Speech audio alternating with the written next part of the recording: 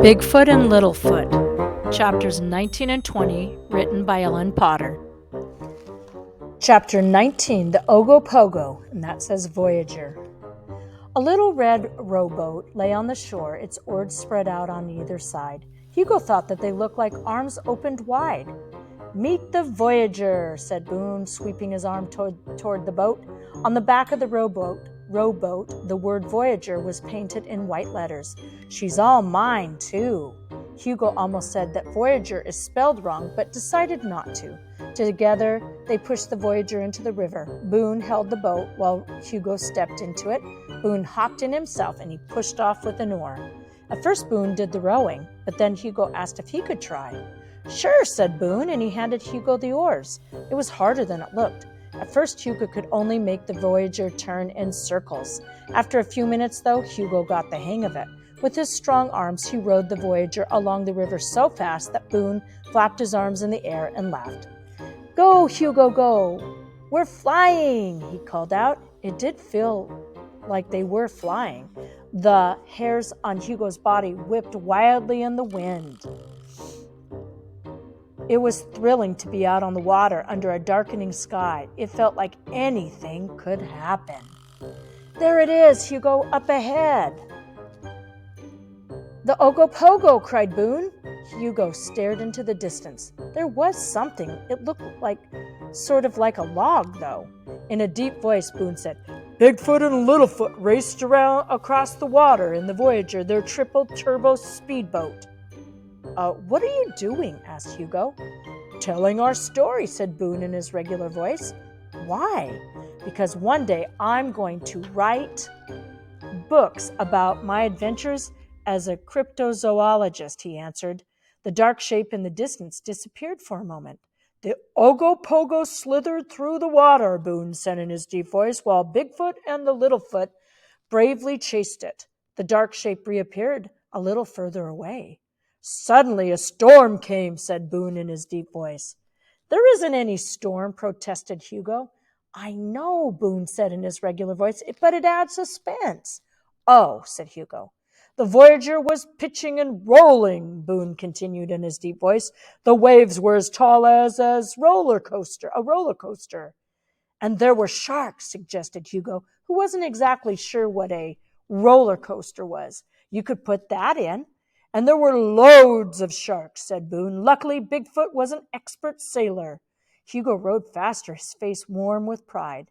"And he sailed right through the storm like a pro," Boone continued in his deep voice.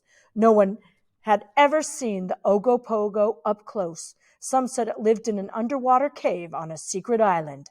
Suddenly up ahead, they saw a snaky hump scroll out of the water. Right after that, a head popped out of the water. It looked like a horse's head with a too long a neck. There it is.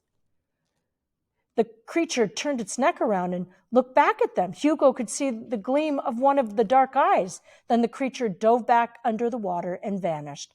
For a moment, Hugo and Boone were perfectly silent. "Whoa," Hugo whispered.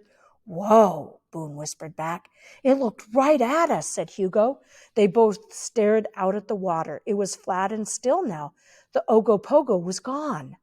In his deep voice, Boone said, "The world is full of mysteries if you just pay attention," said Littlefoot. The sky was getting darker now. In all the excitement, Hugo had forgotten about the Frog Moon Festival. "It's getting late. I should go back home," Hugo said. They weren't far from the 5 hemlocks, so Hugo began to row again. "Steer clear of the rocks to your left," said Boone. Hugo steered away from them. "The river gets shallow in a minute, so bring up your oars," Boone warned. Hugo did. Then Boone told him, "The river splits up ahead. You'll want to stay to the right."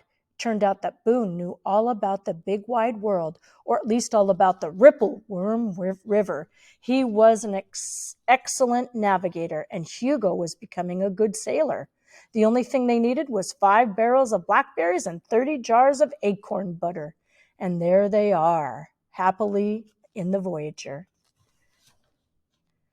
On to chapter 20. So there's the map. Here's the 5 hemlocks. This is the North Woods again. And it looks like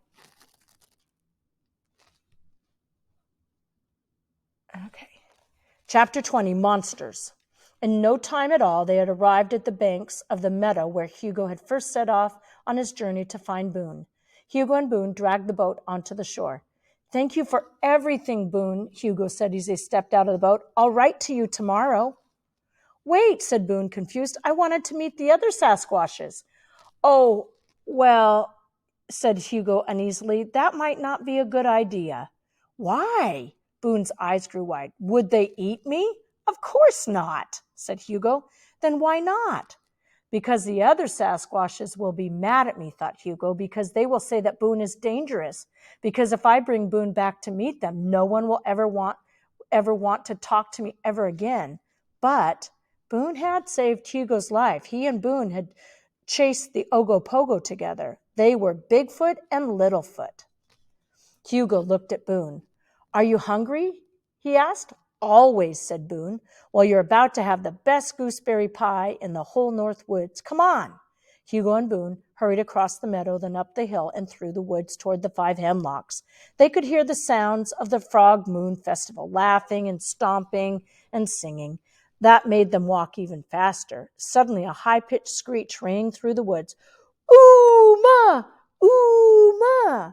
Hugo and Boone stopped short. "What was that?"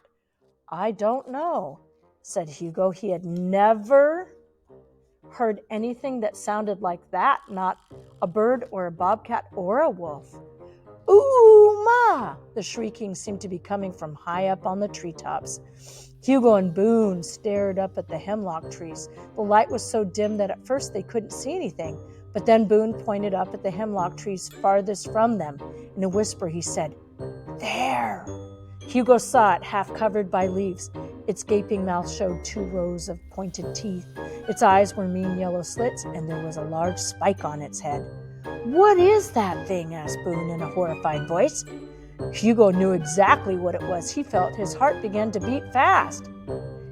"Is it some kind of bird?" whispered Boone. "It's not a bird," Hugo whispered. "It's a snoot-nosed gint." "Ooh-ma!" the snoot-nosed gint shrieked. The hemlock tree branches rustled wildly. Hugo could see the snoot-nosed gint's eyes staring down at him. Thinking fast, he grabbed the yellow umbrella from Boone's hands. "Run," he told Boone. "What about you?" asked Boone. "I'll be right behind you," Hugo told him. Boone ran. Hugo turned back to the snoot-nosed gint. He lifted the umbrella in one hand and pointed the tip toward the creature. With one quick step forward and a heave-ho, Hugo launched the umbrella into the air. It flew up into the tree, and a second later, the snoot-nosed gint shrieked in pain. Hugo turned and ran as fast as a sneeze through a screen door. And then that's where we're going to stop today, and I'll continue 21 and 22. You may want to read the other Bigfoot and Littlefoot books by Ellen Potter, or maybe some other books that she's written.